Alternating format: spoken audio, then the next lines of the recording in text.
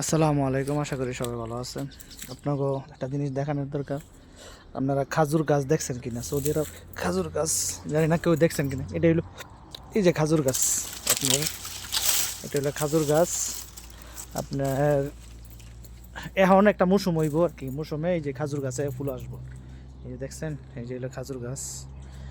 আর দেখেন এই যে পানি দেওয়ার লাগিয়া এগুলো একটা ব্যবস্থা করতে আছে, কিন্তু এই দেশে পানি না দিলে অন্তত খাজুর গাছ হইব, খাজুর হইব না, মানে মাটির রস নাই। কিন্তু বাংলাদেশে তো হঠাৎ মাটি যে জিনিসটা মাটিগুলো রসাগুলা থাকে, কিন্তু এই দেশে আপনারা দেখেন, যদি মাঝে মাঝে পানি না দেয় কোনো দিন ফল আসে, যেটা খাজুর গাছের যে মেন খাজুর আসে, আপনার পানি না দিলে জীবন মানে পুষ্ট হইব না, মানে খাজুর ভালো হয় না আর কি।